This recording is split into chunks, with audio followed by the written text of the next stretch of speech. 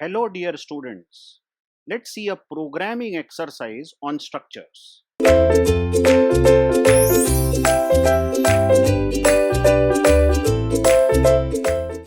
Just check, we have a program in which we want to add two complex numbers using structures.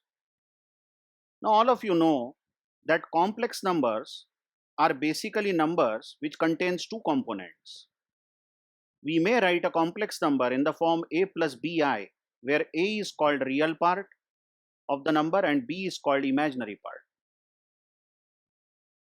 And you also know that if two complex numbers are given somewhat like 2.2 plus 3.2i, so this is first complex number, and second complex number given is 2.8 plus 3.8i, and we are asked to add this two complex numbers, then we simply add real component of first complex number with real component of second complex number to get the real component of the resultant number, and same thing is done with imaginary part. So we'll get 7.0 I, and the resultant complex number after addition is going to be 5 plus 7i or 5.0 plus 7.0i. So this question has been asked, add two complex numbers, but you need to use structures. Now it is very much visible that complex number is made up of two things, real part and imaginary part. Then but naturally what strikes our mind is, why don't we create a record or a structure for a complex? And the name we have given thoughtfully as complex. And the struct complex, just check, has brace open and brace close. And within these braces, we write what complex number has. Complex number has two components, a and b. We will be using a as real part and b as imaginary part. Like a might be 2.2 and b might be, let's say, 3.2. And both are declared as floats. Come on, because real part and imaginary part can be floats. So on safer side, we have declared them as floats. So in our explanation, we may say that every complex number in this world will definitely have two components, a and b, and that declares a structure called complex. Now notice one thing, whenever you declare structures in C language, that structure should be declared in the global scope. I mean, you see, after declaring the structure, we have started with int main. We have not declared this complex structure inside main. This is always a convention used with structure. So any struct declaration done, and then we start coding with our function called main. Okay, this is the convention used in C. Now all of you know from earlier videos that whatever we have declared so far is not enough. Declaring this complex structure is not enough. You will have to create what? You will have to create variables of this struct complex type, because only variables have place in the memory. So check, inside main we have started with our program where we say C1, C2, C3 are variables of type struct complex.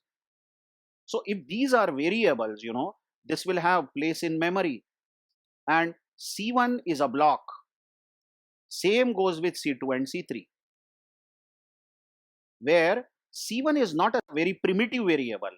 It contains two components, a and b, because C1 is of type complex and complex has a and b.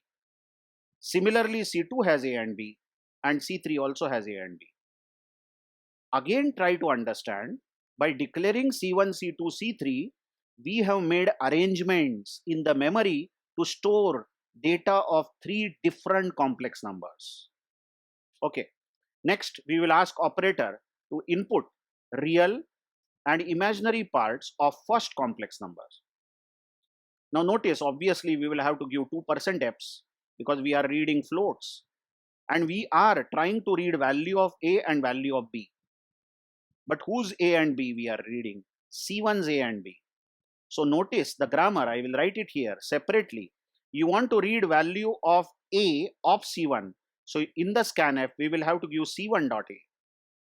So we are scanning a of C1, and also we will have to give C1 dot B. We are scanning B of C1. Recall from the earlier videos, any member of the structure should be accessed using dot notation and structure name. So just imagine user enters this first value from the keyboard as 2.2 and second value, that is C1 dot B entered, is 3.2. So these are the values stored 2.2 and 3.2 inside this particular structure. Same way we ask real and imaginary parts of the second complex number. Now second complex number is C2, but we want to read A of C2 and B of C2. So obviously in the scanf we will give and C2 dot A and C2 dot B. Imagine that user has entered 2.8 and 3.8 as the input. Now we want that this resultant complex number C3, which is eagerly waiting for the result, this A is C3 dot A. Real part should become A of C1 added with A of C2. What are we doing? We are taking real part of both the complex numbers C1 and C2, adding them. So this A has to be 2.2 plus 2.8 will be 5.0. Similar formula can be written for B, C3 dot B. B of the result should be B of C1 added with B of C2. So this result will be 7.0, and we have found out the addition. Addition is inside a structure. C3 now contains two components, real part and imaginary part. So we need to print it now. While printing the resultant complex number, notice we will have to print C3 dot A, C3 dot B. Individually we will have to print it. So C3 dot A printed will be 5.0 and C3 dot B printed will be 7.0. Of course, we have designed it by giving %f, and this plus symbol will decorate the things and this I. So the output will be, due to this %f, we will get 5.0. That's the value of C3 dot A. Then this plus symbol will be printed and C3 dot B will be 7.0 and that I will be printed. So the output will be resultant complex number equal to this. So simple program, but then it gives us a taste of how do you declare a structure, how do you make variables. Once you make variables, that variables contain multiple items, then how do you scan each item in the scanf, and how do you process, or how do you create a new structure which will be the result of operations done on the previous two structures. So that's it.